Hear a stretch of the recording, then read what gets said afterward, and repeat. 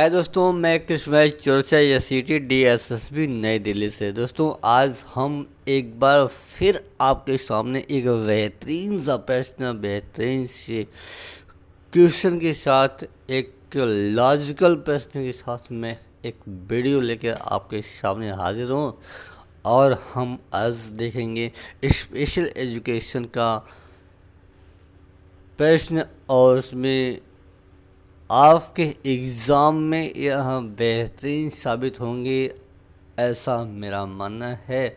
और आप मेरे साथ इस प्रश्न को रीड करेंगे और ऑप्शन को खुद ही चूज करेंगे, ताकि आपको अपनी क्षमताओं का आकलन हो सके और आप अपने प्रश्न का उत्तर दे सके, ताकि आपको पता चल सके कि आप कितने प्रश्न को अटेम्प्ट किए हैं। और दोस्तों, ये आपको एक चीज़ और बता दें कि यह प्रश्न आपको स्पेशल एजुकेशन के सिवाय, यह DSSB के सिवाय, यह सी टेट, यूपी टेट या अन्य राज्य के जो ये स्टेट होते हैं उनमें भी यह बेहतरीन साबित होगा।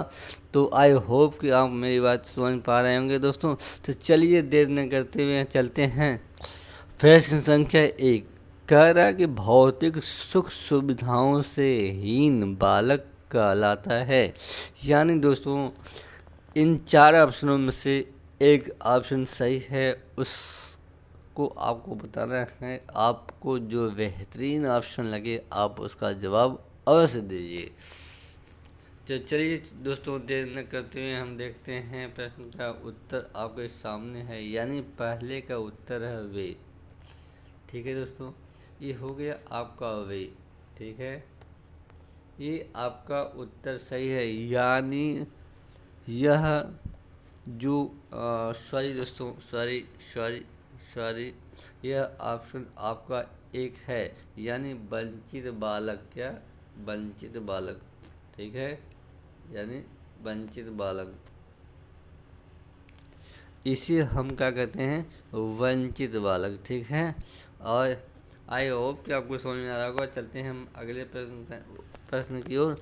और प्रश्न संख्या 2 कह रहा है कि जब कोई बच्चा किसी शब्द का गलत उच्चारण करता है तो आप क्या करेंगे, इसको बताना है। तो ऑप्शन पहला आपके सामने है, कहेंगे कि ऐसा मत बोलो। बी है, शुद्ध उच्चारण बताएंगे। दोस्तों, यही होप कि यही सही होगा। और गलत उच्चारण के लिए उसे डांटेंगे, ध्यान नहीं देंगे। यानी दोस्तों, इसका उत्तर आपके सामने शुद्ध उच्चारण बताएंगे, यानी वी इसका उत्तर सही होगा। आई होप कि दोस्तों आपको मेरी बात समझ में आ रही होगी। इसका उत्तर आपके सामने भी है। चलिए देर न करते हुए हम अगले प्रश्न की ओर चलते हैं। अगले प्रश्न में क्या कह रहा है, कह रहा है कि निम्नलिखित में से श्रवण बाधित बच्चों के लिए अनुकूलन का आधार नहीं है। दोस्तों, अनुकूलन का आधार नहीं है, हमें इसके बारे में बताना है। चलिए तो इसका ऑप्शन देखते हैं। ए है देखना, वे है कंपन, सी है प्रकाश और डी है ध्वनि। तो दोस्तों, आई होप कि आपको इसका उत्तर समझ में आ रहा होगा और आप उत्तर स्वतः देंगे और कमेंट बॉक्स में आप कमेंट करके अपने प्रश्नों का जवाब अवश्य देंगे, ताकि आपको यह पता चल सके कि क्या आपका उत्तर सही हो पा रहा है या नहीं हो पा रहा है। ठीक है, तो इसका उत्तर दोस्तों डी होगा, यानी ध्वनि। यही उत्तर इसका सही है। दोस्तों, ये सब जो प्रश्न हैं DSSB स्पेशल एजुकेशन का जो एग्ज़ाम होगा उसमें यह बेहतरीन साबित होगा, या अदर राज्य में जो एग्ज़ाम होने वाले हैं स्पेशल एजुकेशन का, उसमें यह प्रश्न बेहतरीन साबित होंगे। आई होप कि आपको मेरी बात समझ में आ रही होगी। चलते हैं हम अगले प्रश्न की ओर। प्रश्न संख्या 4 का है, सह पाठ्यक्रम क्या सह पाठ्यक्रम गतिविधियों के अंतर्गत शामिल नहीं हैं। इसको बताना है।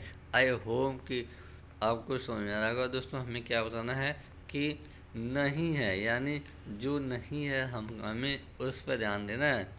इस वाले कॉलम को आपको विशेष रूप से ध्यान देना है, नहीं तो क्या पता चला कि आपका उत्तर गलत हो जाएगा। चलिए तो इसका ऑप्शन देखते हैं। पहला ऑप्शन आपके सामने है व्याख्यान, दूसरा ऑप्शन आपके सामने है खेल, तीसरा ऑप्शन है आपके सामने संगीत, और चौथा ऑप्शन है सांस्कृतिक कार्यक्रम। यानी दोस्तों इसका उत्तर आपके सामने है, क्या है? व्याख्यान। क्या है? व्याख्यान।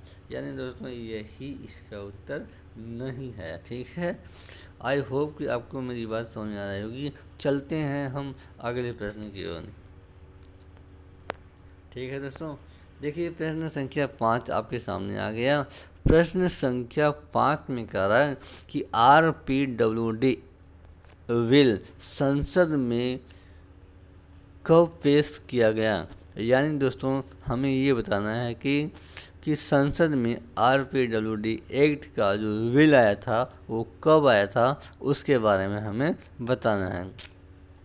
तो दोस्तों आई होप कि आप हमारी आवाज़ समझ पा रहे होंगे। चलिए इस देर नहीं करते हुए इसका उत्तर देखते हैं। ए ऑप्शन है 5 फरवरी 2014 को, बी ऑप्शन है 7 फरवरी 2014 को, सी ऑप्शन है 12 फरवरी 2014 को, और डी ऑप्शन आपके सामने है 14 फरवरी 2014 को। यानी दोस्तों इसका उत्तर आपके सामने वी होगा, 7 फरवरी 2014। यानी दोस्तों इसका उत्तर आपके सामने 7 फरवरी 2014 होगा, यानी वी ऑप्शन इसका सही होगा। ठीक है दोस्तों, वी ऑप्शन इसका सही होगा। चलिए अब देर न करते हुए हम अगले प्रश्न की ओर चलते हैं और देखते हैं प्रश्न संख्या 6 क्या कह रहा है। तो दोस्तों ये प्रश्न संख्या 6 आपके सामने है। इसमें कह रहा कि वेरीफाइव स्लेट सिस्टम क्या है। वेरीफाइव स्लेट सिस्टम क्या है, इसके बारे में बताना है। तो दोस्तों इसके बारे में यदि आप थोड़ा से स्पेशल एजुकेशन का जो व्याख्यात्मक प्रश्न है उसे व्याख्यात्मक जो डिटेल्स है उससे पढ़ेंगे तो आप शायद इसका उत्तर बेहतरीन ढंग से दे पाएंगे। चलिए इसका ऑप्शन देखते हैं।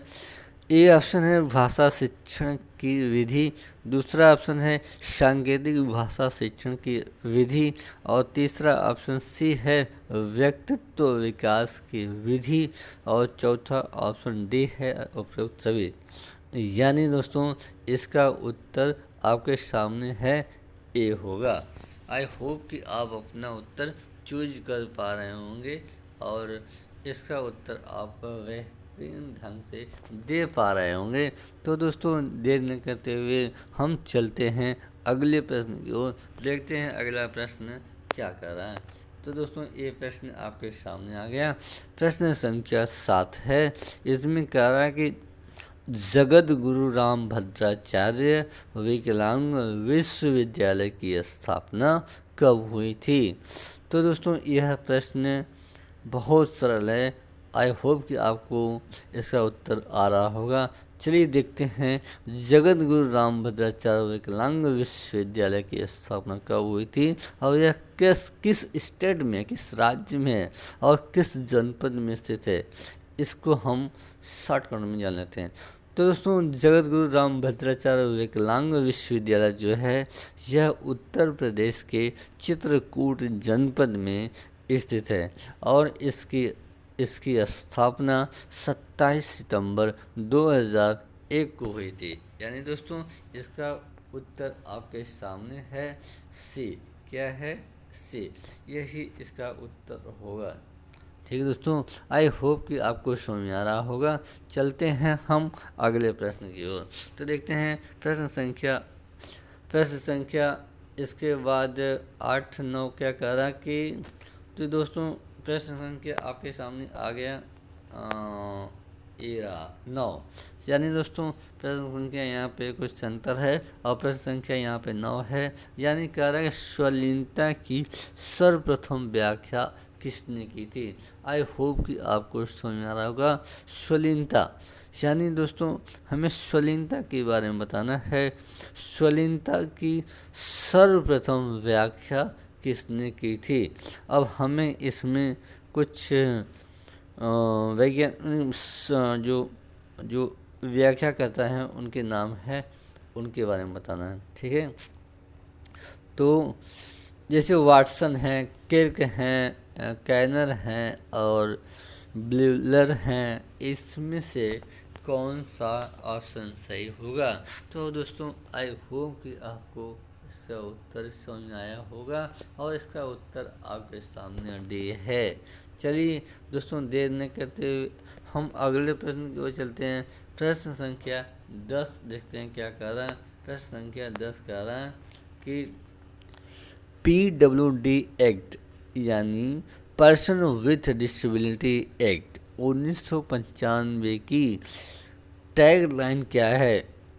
दोस्तों इसके बारे में मुझे बताना है। तो चलिए प्रश्न को एक बार हम फिर से रीड करते हैं।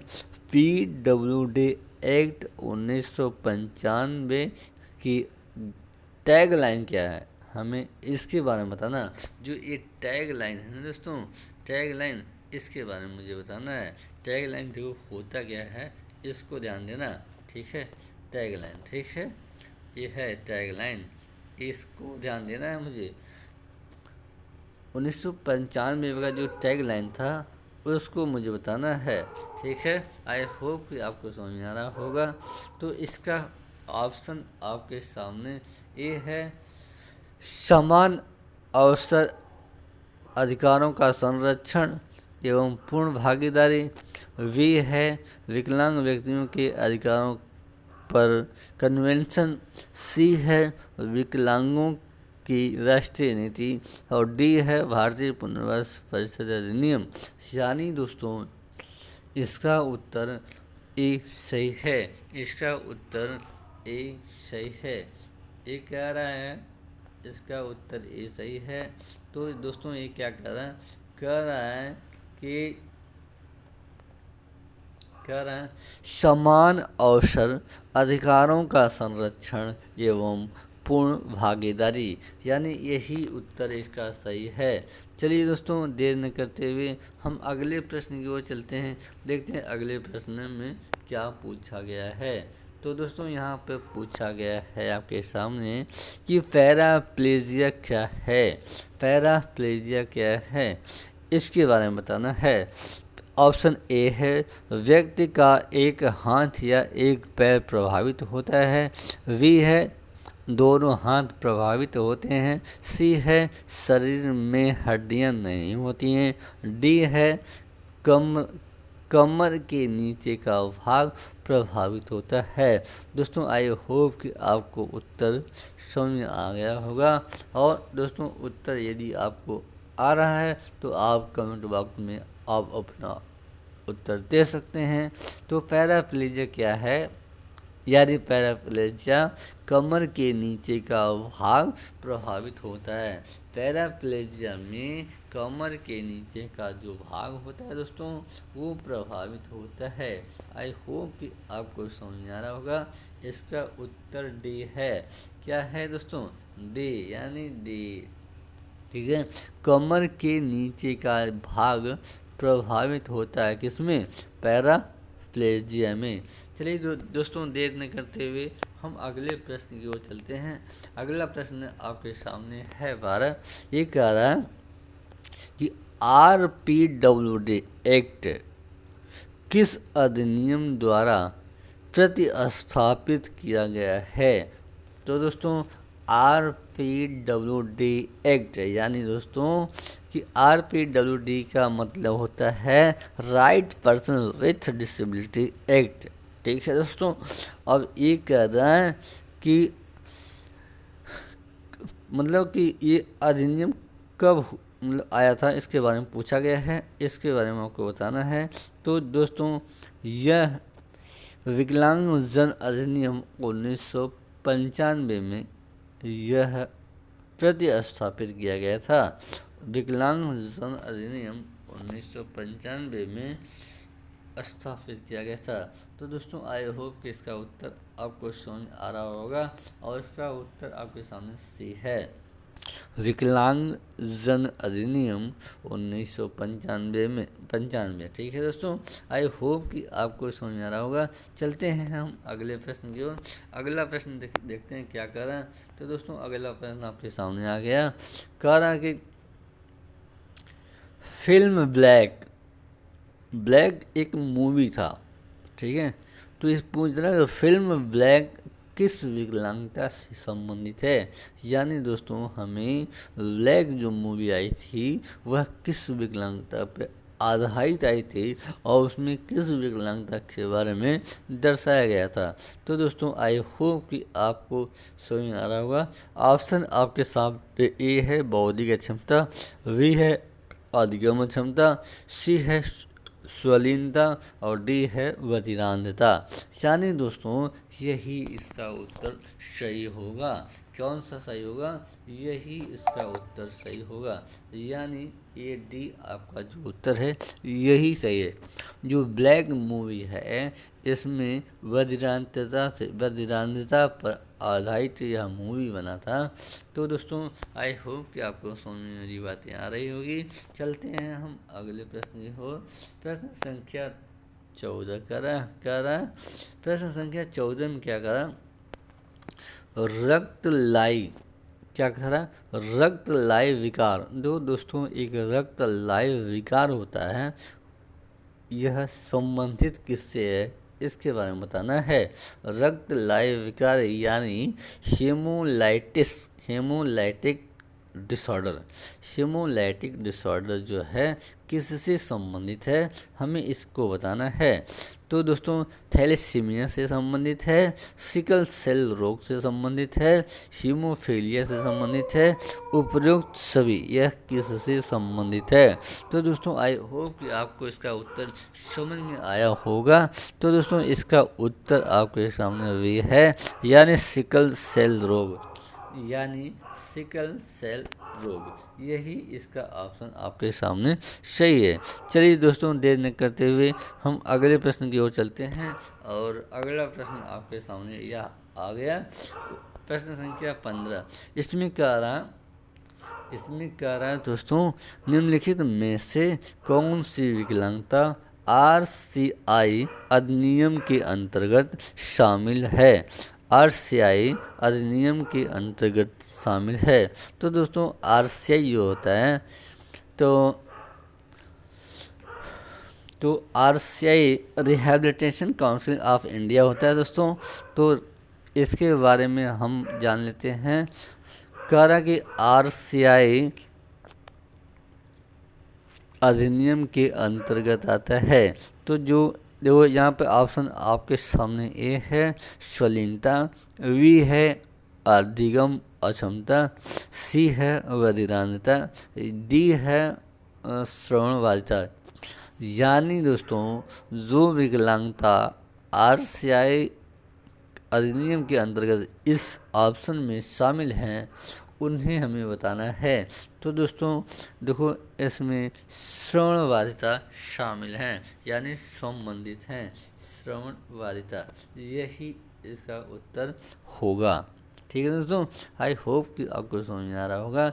चलते हैं हम अगले प्रश्न की ओर, देखते हैं अगले प्रश्न में क्या पूछा गया है। तो अगला प्रश्न आपके सामने आ गया 16। यूनेस्को कब बना। यानी दोस्तों यूनेस्को कब बना हमें उसके बारे में बताना है। ऑप्शन ए है 15 नवंबर 1945, ऑप्शन बी है 16 नवंबर 1945, ऑप्शन सी है 17 नवंबर 1945, ऑप्शन डी है 18 नवंबर 1945। यानी दोस्तों इसका उत्तर क्या होगा आपको इसके बारे में बताना है। तो दोस्तों इसका उत्तर आपके सामने है, यानी 16 नवंबर 1945 को यूनेस्को बना था, यूनेस्को का गठन हुआ था। तो आई होप कि आपको उत्तर समझ में आ रहा होगा दोस्तों। इसका उत्तर बी होगा। क्या होगा? बी। ठीक है, चलिए देर न करते हुए हम चलते हैं अगले प्रश्न की ओर। प्रश्न संख्या 17 कह रहा है। 17 क्या पूछ रहा है कि कह रहा कि फर्नाल्ड विधि किससे संबंधित है। दोस्तों ऑप्शन एक बार फिर से देखना, फर्नाल्ड विधि किससे संबंधित है। ऑप्शन ए है श्रवण से संबंधित है, स्पर्श से संबंधित है, दृष्टि से संबंधित है, या उपयुक्त सभी किससे संबंधित है। तो दोस्तों फर्नाल्ड जो विधि है वह स्पर्श से संबंधित है। आई होप कि आपको समझ आ रहा होगा दोस्तों, यही इसका उत्तर सही होगा। क्या स्पर्श, क्या स्पर्श, यही उत्तर इसका सही होगा। चलिए हम देर न करते हुए अगले प्रश्न की ओर चलते हैं। देखते हैं अगला प्रश्न 18 क्या कह रहा है। प्रश्न संख्या 18 कह रहा है कान के भीतर का सबसे संवेदनशील हिस्सा है। दोस्तों ये कह रहा है कि हमारी जो कान होती है उसके अंदर या उसके भीतर सबसे संवेदनशील हिस्सा कौन सा है। तो ये ऑप्शन आपके सामने है, इनमें से कौन सा सही है इसको आपको बताना है। चलिए तो ऑप्शन ए है वेस्टिबुलर, और दूसरा ऑप्शन आपके सामने है कोक्लिया, तीसरा आपके सामने है सेमी सर्कुलर कैनाल, और डी आपके सामने है ओवल विंडो। यानी दोस्तों इसका उत्तर आपके सामने कौन सा होगा। आई होप कि आपको इसका उत्तर आ रहा होगा, आप अपना उत्तर चूज कर चुके होंगे। तो इसका उत्तर आपके सामने भी है। ठीक है दोस्तों, अब चलिए हम देर न करते हुए अगले प्रश्न की ओर चलते हैं। देखते हैं अगले प्रश्न में क्या पूछा जा रहा है। अगला प्रश्न आपके सामने है। अगला प्रश्न आपके सामने दोस्तों ये कह रहा है कि मोनोप्लेजिया क्या है। तो दोस्तों यहाँ पर प्रश्न 19 है, और प्रश्न संख्या 19 में कह रहा है कि मोनोप्लेजिया क्या है। यानी दोस्तों मोनोप्लेजिया क्या है, हमें उसके बारे में बताना है। तो दोस्तों इसमें जो है ना कि जब आपको पहले व्याख्यात्मक रूप से कुछ वीडियोस दिए गए हैं और उसमें आप देखेंगे तो आपको ये सारे प्रश्न का जवाब वहाँ पर मिल जाएगा। वहाँ पर व्याख्यात्मक रूप से 10 से 15-20 मिनट का वीडियोज है और वह बेहतरीन ढंग से आपको समझाया गया है। उन वीडियो में इनसे संबंधित सारे प्रश्न जो हैं आपको मिल जाएंगे। चलिए देर नहीं करते हुए हम देखते हैं कि मोनोप्लेजिया क्या है। चलिए ऑप्शन ए है आपके सामने, व्यक्ति का एक हाथ या एक पैर प्रभावित होता है, और बी ऑप्शन है दोनों हाथ प्रभावित होते हैं, सी ऑप्शन है शरीर में हड्डियां नहीं होती हैं, और डी है कमर के नीचे का भाग प्रभावित होता है। आई होप कि इसका उत्तर आपको समझाया गया होगा। इस प्रश्न को हम आगे भी अभी जस्ट पढ़े हैं। तो दोस्तों इसका उत्तर आपके सामने है ए। क्या है? ए। ठीक है, यानी दोस्तों इसमें उत्तर कह रहा है कि व्यक्ति का एक हाथ या एक पैर प्रभावित होता है। जो पर लिखा है दोस्तों वहाँ पैर होगा, पैर प्रभावित होता है। आई होप कि आपको समझ आया होगा। चलते हैं हम अगले प्रश्न की ओर। देखते हैं प्रश्न संख्या 20 में क्या पूछा गया है। प्रश्न संख्या 20 में पूछा गया है ब्रेल लिपि उपयोगी है। दोस्तों हमें बताना है ब्रेल लिपि किसके लिए उपयोगी है, हमें उसके बारे में बताना है।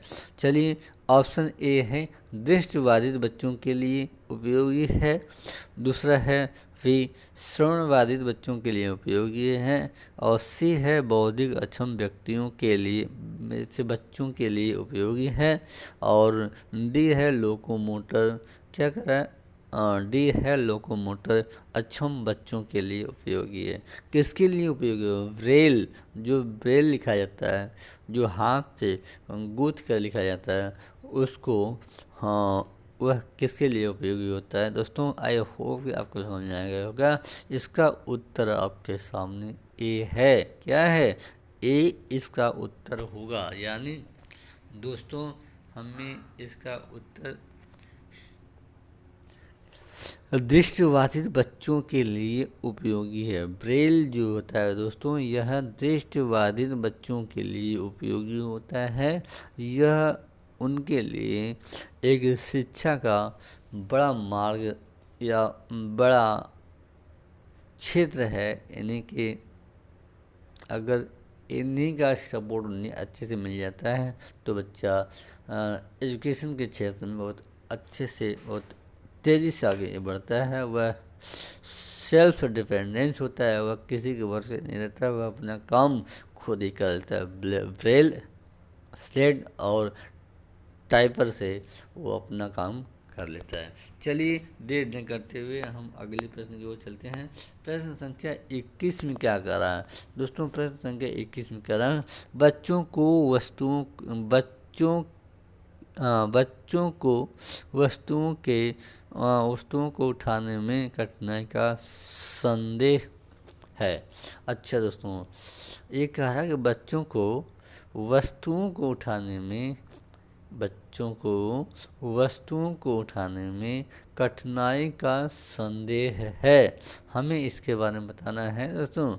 ये कह रहा है कि दृष्टिबाधित का संकेत है, श्रवणबाधित का संकेत है, भाषाबाधित का संदेह है या लोकोमोटर। यानी दोस्तों जब हमें कठिनाई का संदेह होता है तो जान जाओ कि वह ऐसे बच्चे जो हैं लोकोमोटर क्षति से प्रभावित होते हैं। तो दोस्तों कैसे प्रभावित होते हैं? लोकोमोटर क्षति से प्रभावित होते हैं। ठीक है दोस्तों, यानी जब बच्चा लोकोमोटर हैंडीकैप होता है तो वह किसी सामग्री को पकड़ने में, उठाने में, ले जाने में उससे प्रॉब्लम होती है। वह किसी चीज़ को एक स्थान से दूसरे स्थान तक प्रोवाइड नहीं कर सकता और उससे समस्याएं होती हैं। तो ऐसे में हम इससे समझ लेते हैं बच्चा लोकोमोटर क्षतिग्रस्त है। ठीक है, आई होप कि आपको समझ आ रहा होगा। चलते हैं हम अगले प्रश्न की ओर। प्रश्न संख्या यानी 22 कह रहा है कि बाधित बच्चों, क्या कह रहा कि बधिर बच्चों की मुख्य शैक्षिक आवश्यकताएं होती हैं। बधिर बच्चों की, जो बधिर बच्चे हैं जो सुन नहीं पाते हैं, उसके बारे में पूछा जा रहा है। प्रश्न को थोड़ा सा ध्यान से पढ़ना। बधिर बच्चों की मुख्य शैक्षिक आवश्यकताएं होती हैं, तो यह उसके बारे में पूछ रहा है। जो मुखबधिर बच्चे होते हैं, जो बोल नहीं पाते, सुन नहीं पाते हैं, उनमें अक्सर दोनों विकार पाए जाते हैं, सुनने और बोलने का दोनों विकार पाए जाते हैं। ऐसे बच्चों को हम बधिर कहते हैं। ठीक है, तो इसमें कह रहा है कि बधिर बच्चों की मुख्य शैक्षिक आवश्यकताएं होती हैं, यानी विशेष शिक्षकों द्वारा शिक्षा मिलना और वे है सांकेतिक भाषा का उपयोग। ठीक है, और सी है TLM का अधिक उपयोग, ये भी सही है। ठीक है, यानी दोस्तों इसका उत्तर आपके सामने डी होगा। क्या है इसका उत्तर? आपके सामने डी होगा, यही इसका उत्तर है दोस्तों।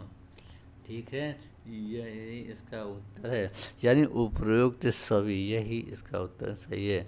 चलिए देर न करते हुए हम अगले प्रश्न की ओर चलते हैं। प्रश्न संख्या 23 कह रहा है, प्रश्न संख्या 23 में कह रहा है कि एक बच्चा जो बौद्धिक कामकाज और अनुकूली व्यवहार काफ़ी देरी से करता है, उसे कहा जाता है। दोस्तों एक बार हम फिर से प्रश्न को रीड करते हैं। कह रहा है प्रश्न संख्या 23 में कि एक बच्चा जो बौद्धिक